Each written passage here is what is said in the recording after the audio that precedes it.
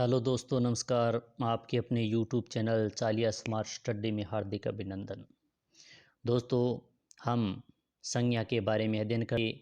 इससे पहले हमने संज्ञा की परिभाषा के बारे में अध्ययन किया पहले वीडियो में, और दूसरे वीडियो में हमने संज्ञा के अन्य जो भेद हैं उनके बारे में अध्ययन किया। क्योंकि हम बहुत ही शॉर्ट यानी 5 या 10 मिनट की इस वीडियो में हम वीडियो लेकर आ रहे हैं जो आपको अच्छे तरीके से समझ में आ जाए।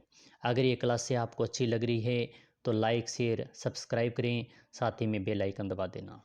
क्योंकि हम संज्ञा के बारे में यह टॉपिक लेकर आए हैं, संज्ञा की पहचान के विशेष नियम, यानी संज्ञा को कैसे पहचानते हैं, इसके नियम क्या है, इनके बारे में। और जो हमने इससे पहले 2 वाले वीडियो में संज्ञा की परिभाषा, उनके भेदों के बारे में चर्चा की। अगर अभी तक आपने नहीं देखे हैं तो वो अवश्य देखें। तो आज शुरू करते हैं संज्ञा की पहचान के विशेष नियम। नियम पहला है, व्यक्तिवाचक संज्ञा का कोई शब्द जब अपने साथ अन्य नाम का बोध कराए तो उसे अन्य नाम में जातिवाचक संज्ञा होती है। यानी व्यक्तिवाचक संज्ञा का कोई भी शब्द है, वह अपने साथ अन्य नाम का अगर बोध कराता है तो उस नाम में जातिवाचक संज्ञा होती है, न कि व्यक्तिवाचक संज्ञा। जैसे सीमा हमारे घर की लक्ष्मी है। यहाँ पर सीमा जो दिया गया है, सीमा विशेष नाम है, तो सीमा में कौन सी हो गई? व्यक्तिवाचक संज्ञा। हमारे घर की लक्ष्मी है, तो लक्ष्मी यानी लक्ष्मी, घर की लक्ष्मी के बारे में कहा गया है, तो यहाँ पर हो गई जातिवाचक संज्ञा। इसी प्रकार अन्य को उदाहरण देखते हैं। भारत में जयचंदों की कमी नहीं है, यानी भारत देश में जयचंदों की कमी नहीं है, तो भारत में कौन सी संज्ञा होगी? तो व्यक्तिवाचक, क्योंकि भारत विशेष है, एक ही है। और जयचंद यहाँ पर उपमा दी गई है, तो जयचंद में जातिवाचक संज्ञा होगी, जातिवाचक संज्ञा। इसी प्रकार कालिदास को भारत का शेक्सपियर कहा जाता है। कालिदास मुख्य है, विशेष है, किसी विशेष व्यक्ति के लिए प्रयोग हो गया, तो कालिदास में जो संज्ञा होती है वो व्यक्तिवाचक संज्ञा होती है। और शेक्सपियर उपमा दी गई है तो जातिवाचक संज्ञा है, शेक्सपियर में जातिवाचक संज्ञा। इसी प्रकार अन्य उदाहरण देखें तो गरिमा तो हमारे घर की सीता है। गरिमा हमारे घर की सीता है, तो गरिमा है, नाम है, विशेष है, तो व्यक्तिवाचक हो गया, व्यक्तिवाचक संज्ञा। और सीता, सीता नहीं है, सीता की उपमा दी गई है, तो यह है सीता, जातिवाचक हो गया।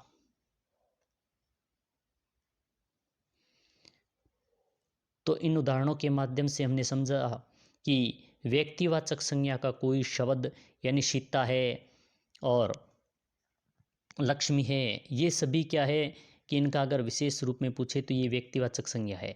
मगर ये शब्द है वो व्यक्तिवाचक शब्द अन्य नाम के साथ बोध हो गए तो ये जातिवाचक संज्ञा बन गई।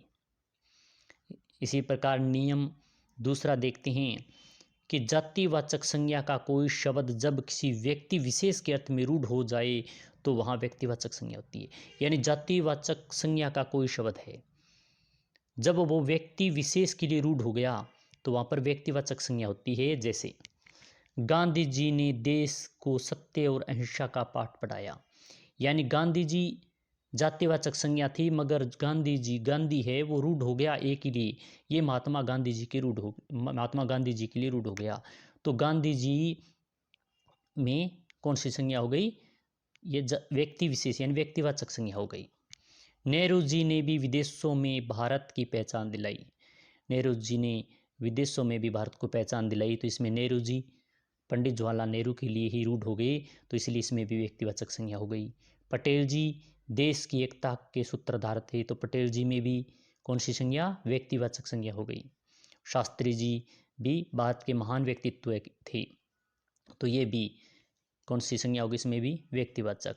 धोनी एक महान क्रिकेटर है, ये धोनी अन्य के लिए नहीं, सिर्फ महेंद्र सिंह धोनी के लिए रूढ़ हो गया, तो यह भी व्यक्तिवाचक संज्ञा है। नियम तीसरा, भाववाचक संज्ञा और विशेषण का प्रयोग हमेशा एक वचन में किया जाता है। यानी भाववाचक संज्ञा होती है या विशेषण होता है तो उसका प्रयोग हमेशा एक वचन में ही प्रयोग किया जाएगा। जैसे ही इन्हें बहुवचन में प्रयोग कर दिया जाता है तो वहाँ जातिवाचक संज्ञा हो जाती है। इन्हें बहुवचन बना दिया जाता है तो वह न की भाववाचक संज्ञा विशेषण रहता है, वह कौन सी हो जाती है? जातिवाचक संज्ञा हो जाती है। जैसे उदाहरण के माध्यम से समझते हैं, गरीबों की मदद करो। यानी गरीब, गरीब है, गरीब व्यक्ति, तो ये विशेषण हो गया है, भाववाचक संज्ञा है। तो गरीबों अगर बहुवचन में, गरीब से गरीबों बहुवचन बन गया तो गरीबों में जातिवाचक संज्ञा हो गई। आजकल चोरियां बहुत हो रही है, चोरियां है, तो चोरी होता तो विशेषण होता या भाववाचक संज्ञा होती, मगर यहाँ चोरियां या बहुवचन गया तो इसमें भी जातिवाचक संज्ञा है। अब तो नज़दीकियाँ भी दूरियां बन गई। नज़दीक से नज़दीकियाँ बहुवचन बन गया और बहुवचन बनता ही इसमें कौन सी संज्ञा हो गई? जातिवाचक संज्ञा हो गई। हमने अभी नियम पढ़ा है। मासूमों को भूखा मत रहने दो। मासूम नहीं है, मासूम बालक विशेषण, मासूम होता तो विशेषण, मासूम से बहुवचन बन गया मासूमों, मासूमों को भूखा मत रहने दो, तो मासूमों में कौन सी संज्ञा हो गई? यह हो गई जातिवाचक संज्ञा। इसी के साथ हम सब की प्रार्थनाएं व्यर्थ नहीं जाएगी। यहाँ प्रार्थनाएं दिया हुआ है तो प्रार्थना नहीं है, प्रार्थना का बहुवचन होगा प्रार्थनाएं, और प्रार्थनाएं होते ही इसमें जातिवाचक संज्ञा है। डॉक्टर ने सभी मरीजों का इलाज किया। यानी मरीज नहीं है, मरीजों का बहुवचन, मरीज का बहुवचन हो गया मरीजों, और मरीजों में कौन सी संज्ञा है? तो जातिवाचक संज्ञा है। तो हमने अभी नियम पढ़ा था, 3 नियम पढ़े थे, ये बहुत ही परीक्षा की दृष्टि से महत्वपूर्ण है। पहला नियम क्या कहता है?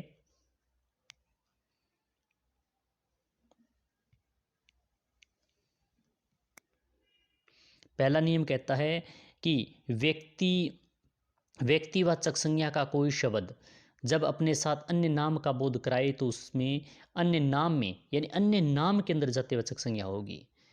और दूसरा नियम कहता है कि जातिवाचक संज्ञा का कोई शब्द जब किसी विशेष व्यक्ति के अर्थ में रूढ़ हो गया, यानी जातिवाचक संज्ञा है, वह विशेष व्यक्ति के लिए रूढ़ हो गया तो उसमें व्यक्तिवाचक संज्ञा होगी। जैसे गांधी जी, नेहरू जी, पटेल जी, शास्त्री जी। तीसरा नियम कहता है कि भाववाचक संज्ञा और विशेषण का प्रयोग हमेशा एक वचन में किया जाता है। अगर जब भाववाचक संज्ञा या विशेषण का अगर बहुवचन बना दिया जाता है तो उसमें क्या होती है? जातिवाचक संज्ञा होती है। आज हमने इन 3 नियमों का अध्ययन किया। कल हम इसकी वीडियो में जातिवाचक संज्ञा से भाववाचक संज्ञा कौन सी होती है, सर्वनाम से भाववाचक संज्ञा, विशेषण से भाववाचक संज्ञा, क्रिया से भाववाचक संज्ञा कैसे बनती है, इनके बारे में हम कल अध्ययन करेंगे। अगर यह आपको क्लास अच्छी लगी तो लाइक, शेयर, सब्सक्राइब करें, साथ ही में बेल आइकन दबा देना। जय हिंद, जय भारत।